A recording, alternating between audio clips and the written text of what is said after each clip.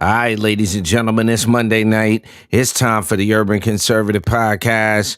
While you give this video a share, we're going to get started with some music by none other than my twin brother from the same mother, Architect. This is called Simple Things. It's the Urban Conservative Podcast. Let's rock.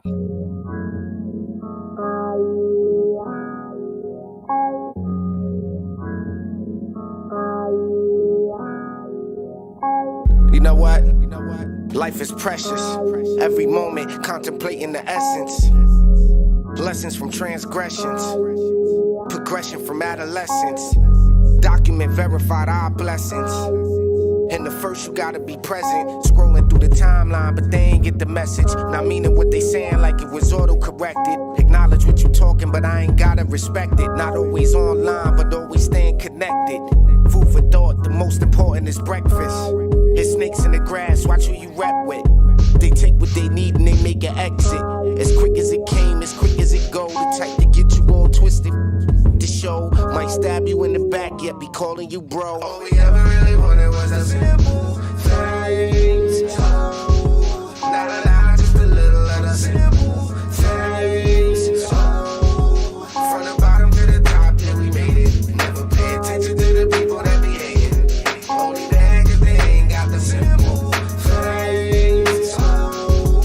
No tomorrow's not promised, so we live in the moment. Learn from the past, for that we steady making atonements. Hear the youth say we can't identify, beg to differ. Grew up in the era where you can never slip up. Lost too many friends to drugs, jail, and diabetes. Burn the L after L, then try to take it easy. Time keeps slipping, and history repetitive. We used to burn the chronic, now they tweaking on sedatives. Look before you leap out the window. Trying to do the dance, but you don't even get the tempo. Professional, tell you fake it till you make it. Success coming, they start displaying their hatred. It's rules to the game, we stay dedicated. From the basement, no question, we elevated. And made changes for the best so the future look brighter. And keep the negativity out the sight for. All we ever really wanted was a simple things. Not a lot, just a little of the simple things. From the bottom to the top, yeah, we made it. Never pay attention to the people that be hating. Only that cause they ain't got the simple things. Simple things. Simple things. Simple things. Simple things. All right, ladies and gentlemen, there you have it. Simple Things by my twin brother from the same mother, Architect, who is not with us tonight for this episode of the podcast because he's working away, but glad that you are rocking here with us on the Urban Conservative.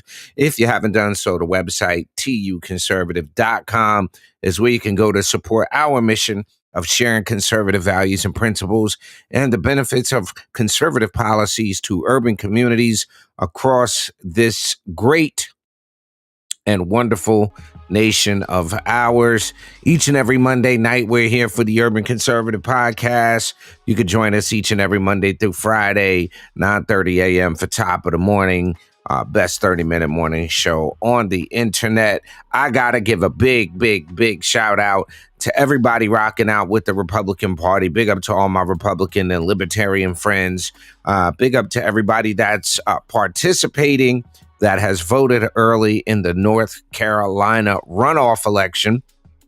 Tomorrow, it goes down, ladies and gentlemen. You have two candidates vying for the office of Lieutenant Governor. You've got Hal Weatherman on your left and Jim O'Neill on the right, who are vying for the office of Lieutenant Governor. We were able to get Hal Weatherman on the show. And then you also have Dave Boliak and Jack Clark, who are in the runoff for North Carolina State Auditor.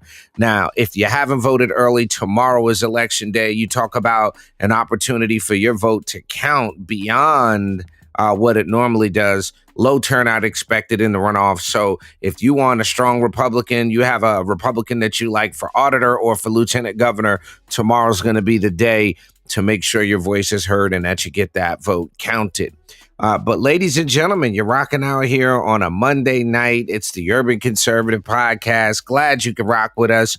Jump in the comment section. Let us know where you are rocking from. And from our Watch Back crew, always leave a comment. Let us know where you listen to the podcast. We are everywhere that you listen to podcasts. And if you like to listen and we're not where you like to listen, let us know. We'll definitely get ourselves on that. One thing real quick before we start talking about Biden's major city mayor problem, before we start talking about Biden's issue and the fact that it may not be helpful to have black mayors supporting him, President Trump had a rally in New Jersey. And the interesting thing about this rally is that Lawrence Taylor, former football player for the New York Giants, has come out to endorse Donald Trump. Interesting times. I was actually able to find this video. Y'all take a listen to this. I want to say I grew up a Democrat. Uh-oh. And I've always been a Democrat. Uh-oh. Until I met this man right here. Whoa. I'll tell you what. He will not have to worry about nobody in my family ever vote for a Democrat again. Okay. Wow. I want to say that is not what Democrats want to hear right now, ladies and gentlemen. And the problem that the left is going to have with this is now you are going to have to say that LT is no longer a black guy. You have to take away, you have to try to figure out some sort of way to diminish his blackness or something like that. You have to figure out a way to attack him because the man clearly said he had an opportunity to meet Donald Trump. And as a result of meeting Donald Trump, he will no longer be supporting Democrats. And that seems to be one more thorn in the side of the far left of Joe Biden, Kamala Harris, and the Democrats is the fact that you have people like Lawrence Taylor, people that are respected in black communities across this country that are coming out in support of Donald Trump. That is just a reality that you're faced with. And now you've got major city mayors, and these major cities aren't doing so well. Now you have this problem where Biden's got to deal with the mayor of Chicago. He's got to deal with the mayor of New York, of Los Angeles, Atlanta, places by and large where the crime is going up, where Biden administration has done next to nothing for the majority black communities. You can't say people are doing better than they were 4 years ago. That is just by definition not true. But you have this major situation going on in the city of Chicago. Let's start there. Aside from what we talked about this morning, where there are massive numbers of shooting, 20-something shootings over the weekend in Chicago. Never mind that has been at a continuous clip under this mayor, under the previous mayor. Never mind that. Now you have the mayor of Chicago talking about taking the illegal aliens and putting them in the south side of Chicago, moving them from Center City and putting them to downtown. Again, infringing on the rights of people in this country whose ancestors were brought here as slaves, who became part and parcel of the fabric of this country. We are not going to pretend that the ancestors of slaves, the ancestors of people who were brought to this country have not become part and parcel, have not become a part of the fabric of this country. So now let's displace our own citizens. Let's put $5,800 a pop onto a debit card for an illegal who just skips the line. Let's go ahead and give them the right to vote in municipal elections. Let's just go ahead and do that. That's the problem that Biden's going to have in a place like Chicago, where you have black folks already revolting, and we covered it on this platform a couple of weeks ago. You have so many folks upset about the money that was supposed to be going towards opioid addiction and helping with the crisis in Chicago is now being pushed to help illegal immigrants. So does it do Biden any good to have a black mayor in Chicago when the black folks there are getting fed up? And I would dare say the answer is no. I don't think it's going to help, ladies and gentlemen. I think you're going to find in some major cities, what you're going to find is that these black mayors can do nothing. There's going to be an element, I think, in the black community of people that no matter how bad it is, they are just convinced that Donald Trump is racist. They are convinced that Republicans are racist. They are convinced that Democrats have the answer and that America is inherent. There's an element of folks you are not going to change. But I think you're going to see a lot more folks on the opposite side of that, which is tired of the way illegal aliens have been put in front of American citizens in places like Chicago. So then we talk about places like New York City, where Eric Adams in New York City, who has vowed to make New York City a sanctuary city and now is realizing the repercussions of that decision. But at the peril of being able to be a good ambassador for the Biden administration. Typically, the people you see in your screens are the ones that are the ambassadors, air finger quote, to the black community. And then you take a look at what major cities in our country, right? Can you name a well-run Democrat city is the question. Can you think of a city that's run by Democrats that isn't dealing with more than its share of homelessness, that's dealing with unemployment, that's dealing with high crime and property crime and shootings? Can you name a well-run Democrat city? If you can think of one, jump in the comments. I'd be more than happy to hear about it. But that's the problem, is that you're running into a situation where you do not have well-run Democrat cities. New York City is a prime example of it. And I think my brother was on a couple of days ago. He was talking about how now they are increasing taxes. So the burden is not on the illegal immigrant in New York City. This tax that they put on, driving around certain parts of the city, increased traffic, increased subway costs, that is not a cost that is being passed on to the illegal alien. It is not by a long shot something that they have to deal with. This is something that everyday, hardworking American tax-paying citizens have to deal with the cost of this. And that's Eric Adams, New York. That's what you've got. And that's why I was asking, can anybody name me a well-run Democrat city? Seriously, can you name a well-run Democrat city? Get in the comments, let me know if you can do it. And then you think about the cities. So there are a group of black mayors that met in Los Angeles recently.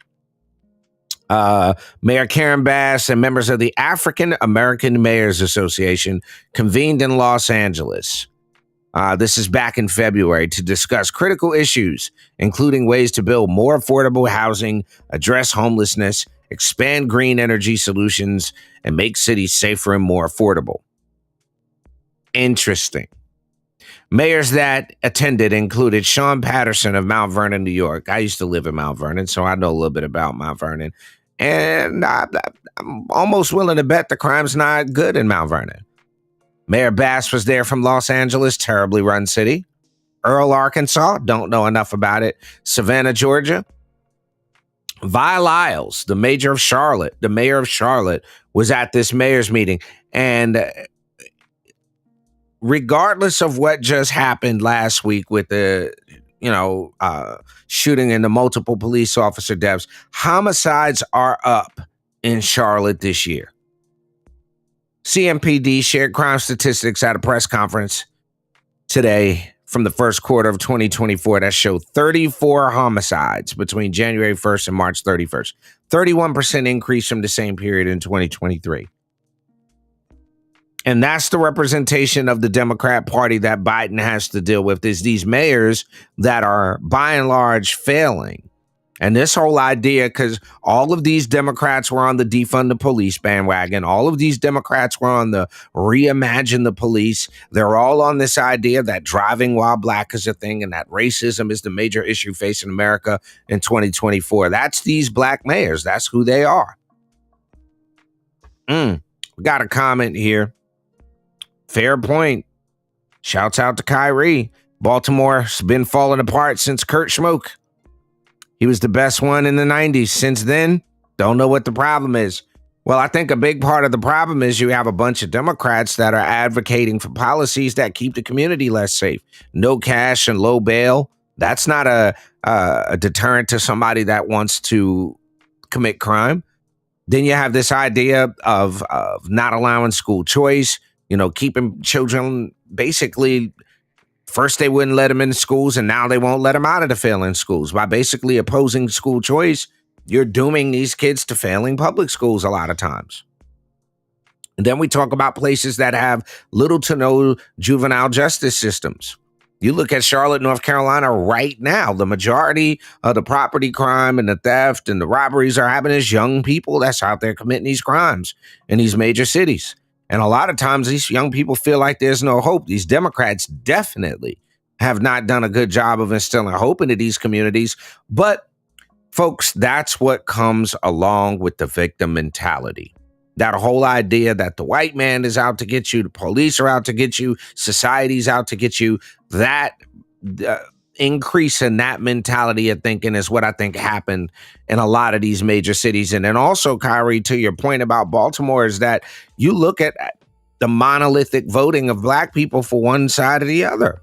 I think that has a lot to do with it, especially when the ideology of a party, the Democrats, is that America's racist. America was founded in racism. Things are systemically racist. You need affirmative action and equity programs and CRT and DEI. And you need all of these things under the guise of the left's vision of making, dealing with the oppressive American system. So that's the problem in places like Baltimore, is you have, unfortunately, people voting in a monolithic Democrat group. And that's why things like when you see the brother Lawrence Taylor coming out saying things like this. I grew up a Democrat, and I've always been a Democrat until I met this man right here. I'll tell you what. He will not have to worry about nobody in my family ever voting for a Democrat again. Okay. What you gonna say? Lawrence Taylor's not black? How does that work, ladies and gentlemen? We're talking about Biden's major city problem here on the Urban Conservative Podcast. It's a Monday night. We're about 17 minutes in. We're going to take a real quick commercial break. Come back. Be right back here on the Urban Conservative. Y'all don't go nowhere.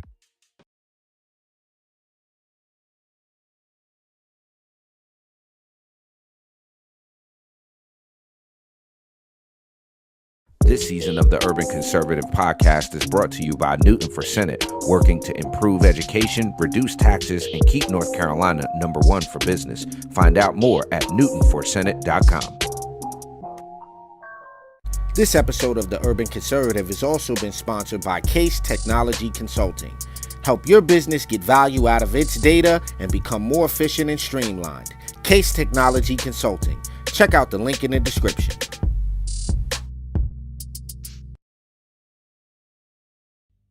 Hi, ladies and gentlemen, you're back. It's a Monday night. You're here on the Urban Conservative Podcast. As always, jump in the comments section. Let us know where you are watching and or listening from so that we can give you a shout out.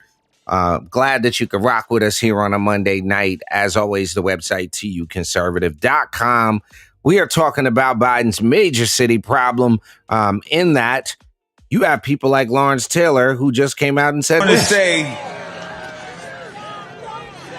I grew up a Democrat, and I've always been a Democrat until I met this man right here. I'll tell you what.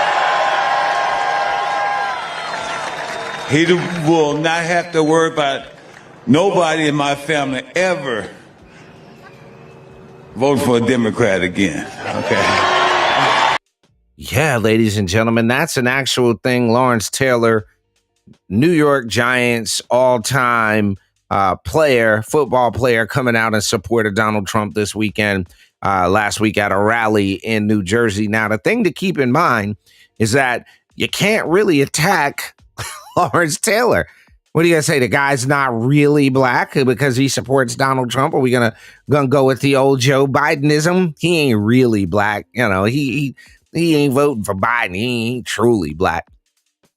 But that's the problem that you're going to have, is that there's more and more people like Lawrence Taylor, like the rapper Sexy Red, like so many other folks are coming out and they're recognizing that Republicans, Donald Trump, aren't what the left has painted them to be. Now, there's an argument to be made that Republicans have done a terrible job on messaging, on getting conservative ideas and principles, and even, let's be real, calling it conservatism is a bit of a turnoff because people tend to think of, Jim Crow. When you say conservative, they think Old South, they think KKK. But we're really talking about as a common sense approach to government. That's what we tend to try to tell folks is that, a way to kind of convey what conservatism is think about common sense, right?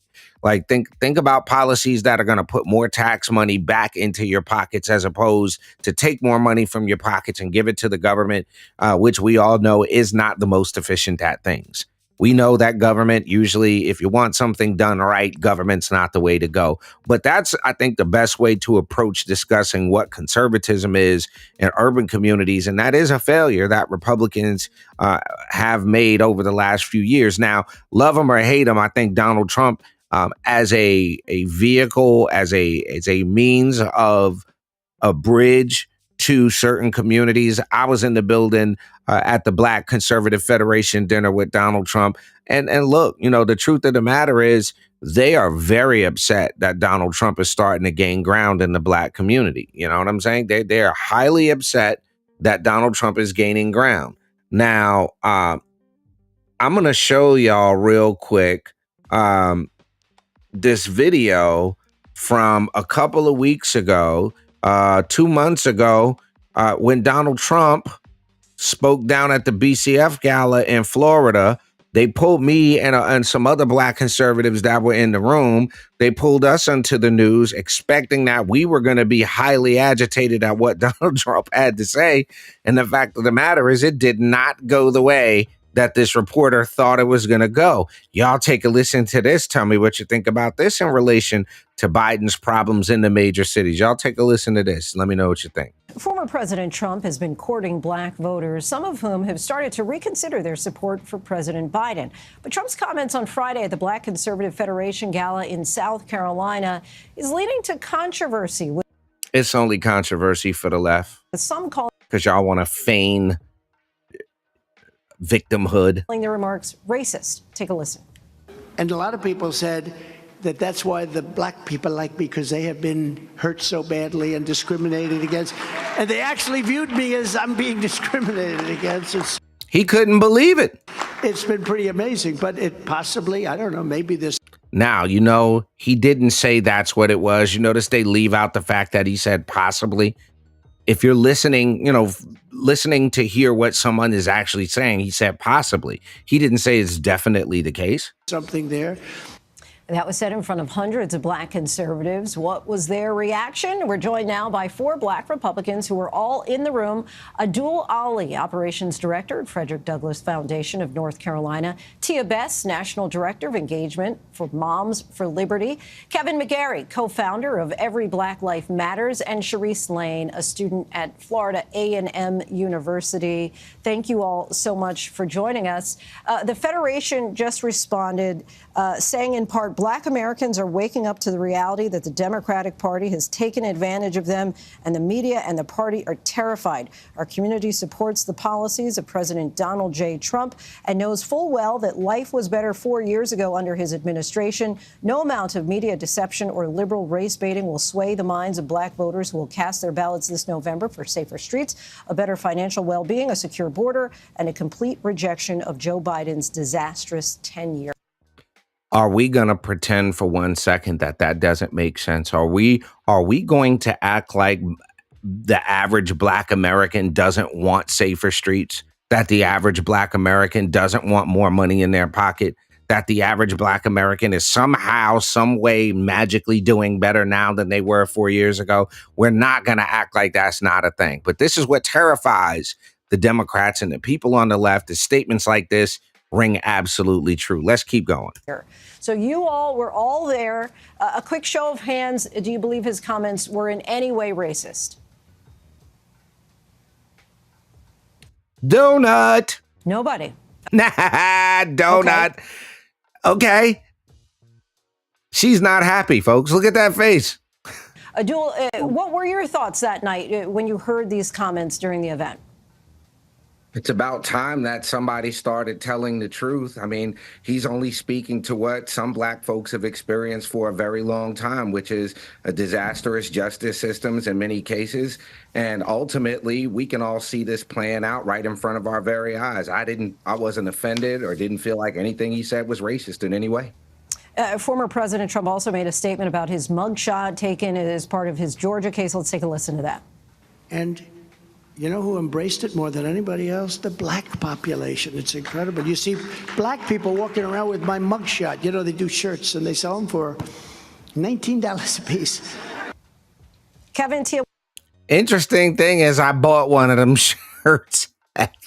So he's not lying. Trump wasn't lying, y'all. I actually ended up buying one of the Trump mugshot T-shirts. I want to bring you in here. Do you feel that that comment was in any way off color?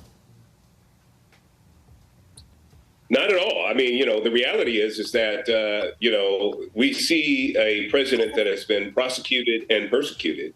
And a lot of people in the community, especially in the black community, who have felt that there's multi-tiers of justice, are seeing that played out in front of their very eyes. And they're saying, yeah, I can relate to this guy. This guy is going through some things that either myself or my family have gone through. And this is a very relatable moment for a lot of people. So seeing this mugshot as a big, you know, to the media and to the political pundits it's a big deal, and it really does resonate within the community.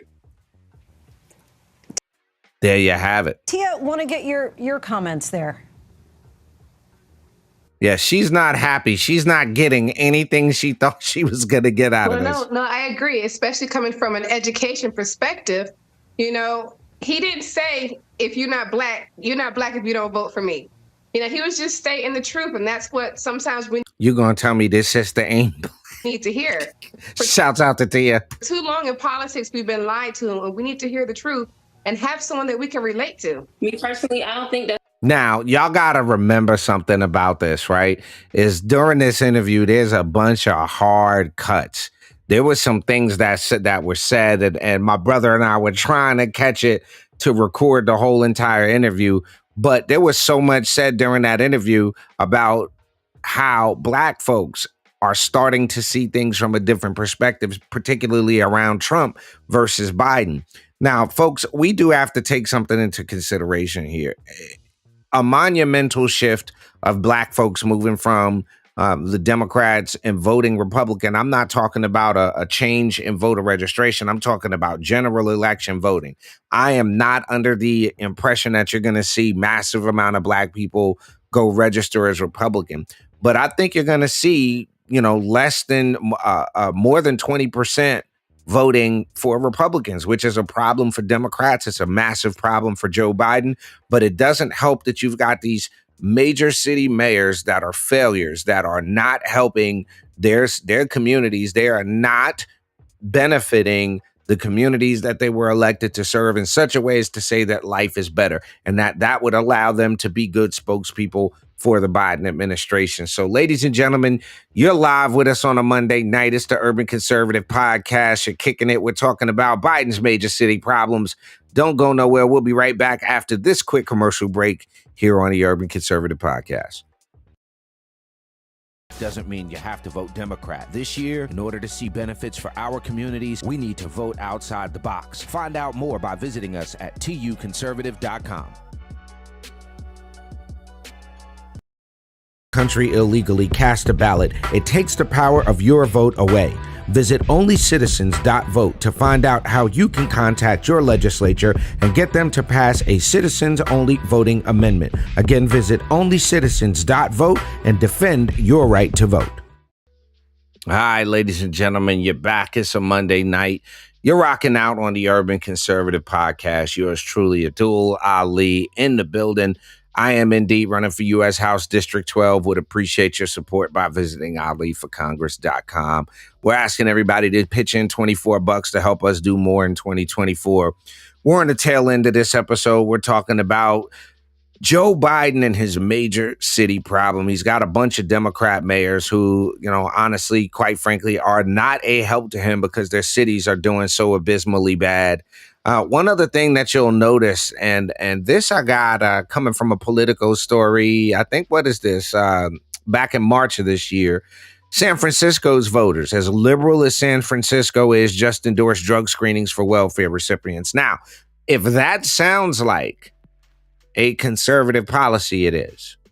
If you look at what's happening in some of the country's most progressive, left-leaning, liberal cities, you'll see they're trying, as of March, January, February, March of this year, trying to adopt, without saying so, more conservative positions on law enforcement. So again, San Francisco voters just endorsed drug screenings for welfare recipients. Washington City Council passed a crime package that'll keep more people in jail while awaiting trial. New York's governor ordered hundreds of National Guard troops to deploy inside the city subway system.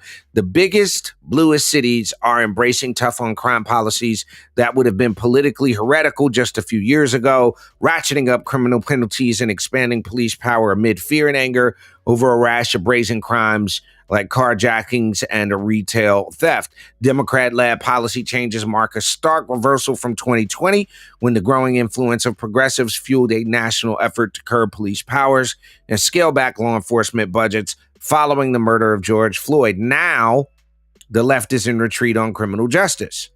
And this is a quote: "I don't believe it's progressive to allow people to get assaulted on the streets at night. I don't believe it's progressive to allow people to sleep in tents." Mark Farrell, moderate Democrat, challenging San Francisco Mayor London Breed.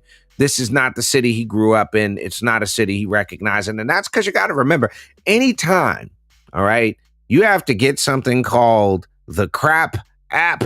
Have y'all heard about this? Jump in the comment section.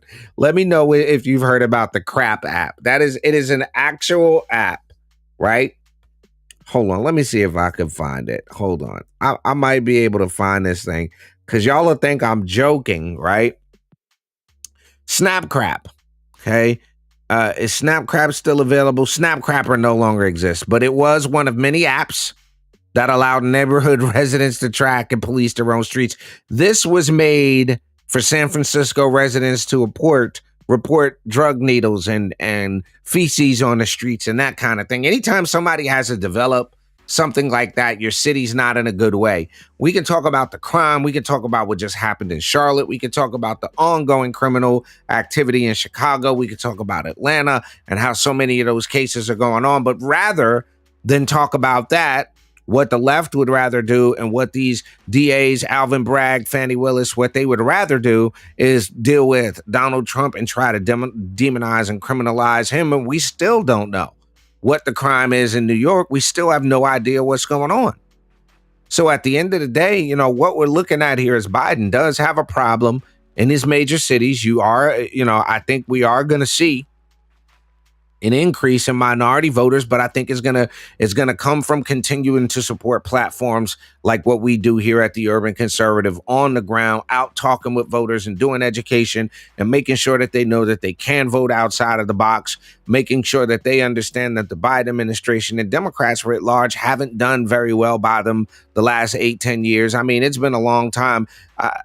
We could place the blame of the current condition of the nuclear family in our country at the feet of some very liberal and left-leaning policies. But if we're going to be completely real and not try to paint our own narrative, Republicans have fed into that as well. I mean, we've got to take this country back. We've got to put America back into a place where common decency was important, that teachers were able to teach without being assaulted in the classroom, where kids can go out in their neighborhoods and play. This is not... the major cities of America are not safe places to grow up anymore. And that's a cry and a shame, but that's a problem that Joe Biden's going to have to deal with, Kamala Harris is going to have to deal with, and the rest of these Democrats are going to have to deal with, ladies and gentlemen. So there you have it. It has been a Monday night here on the Urban Conservative. You're rocking out each and every Monday night with us at 8 p.m. for the Urban Conservative podcast. And then Monday through Friday, 9 a.m. For the top of the morning show, the best 30 minutes morning show on the interwebs. So let us know what you think. Will black mayors matter in 2024? Are they doing so bad that they can't, they're not going to be able to help Joe Biden? And can you name one really well-run Democrat city? Get in the comment section. Let us know what you think.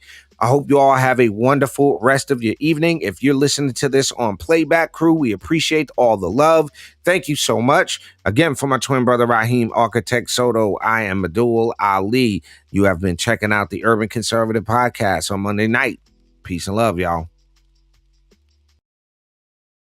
Doesn't mean you have to vote Democrat. This year, in order to see benefits for our communities, we need to vote outside the box. Find out more by visiting us at tuconservative.com.